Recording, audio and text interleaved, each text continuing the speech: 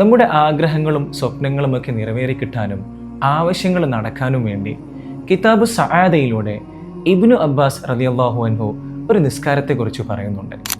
ആ നിസ്കാരത്തിൻ്റെ രൂപം എങ്ങനെയാണ്? 4 റക്അത്തുള്ള നിസ്കാരമാണ്.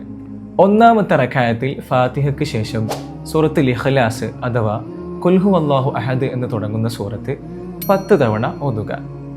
രണ്ടാമത്തെ റക്അത്തിൽ ഫാത്തിഹയ്ക്ക് ശേഷം സൂറത്തുൽ ഇഖ്ലാസ് 20 തവണ ഓതുക. മൂന്നാമത്തെ റക്അത്തിൽ സൂറത്തുൽ ഇഖ്ലാസ് ഫാത്തിഹയ്ക്ക് ശേഷം 30 തവണയും നാലാമത്തെ റക്അത്തിൽ സൂറത്തുൽ ഇഖ്ലാസ് 40 തവണയും ഓതുക. അങ്ങനെ സലാം വീട്ടി നിസ്കാരത്തിന് ശേഷമുള്ള ആ ഇരുത്തത്തിൽ 70 തവണ കൂടി സൂറത്തുൽ ഇഖ്ലാസ് പാരായണം ചെയ്യുക.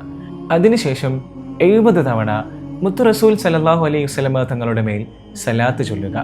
എന്നിട്ട് ലാ ഹൗല വലാ ഖുവത ഇല്ലാ ബില്ലാഹിൽ അലിയുൽ അദീം എന്ന ദിക്ർ കൂടി 70 തവണ ചൊല്ലുക. ശേഷം എന്താണോ നമ്മുടെ ആവശ്യം, എന്താണോ നമ്മുടെ ആഗ്രഹം, അത് പറഞ്ഞുകൊണ്ട് റബ്ബിനോട് ഇഖ്ലാസോടുകൂടി ദുആ ചെയ്യുക. ഇൻഷാ അല്ലാഹ് നമ്മുടെ ആഗ്രഹം എന്ത് തന്നെയായാലും ഈ നിസ്കാരം നിർവഹിച്ചതിന് ശേഷം മേൽ പറയപ്പെട്ട ദിക്റുകളൊക്കെ ചൊല്ലി ആത്മാർത്ഥമായി റബ്ബിനോട് ദുആ ചെയ്താൽ തീർച്ചയായും നമ്മുടെ ആഗ്രഹം നടന്നിരിക്കും.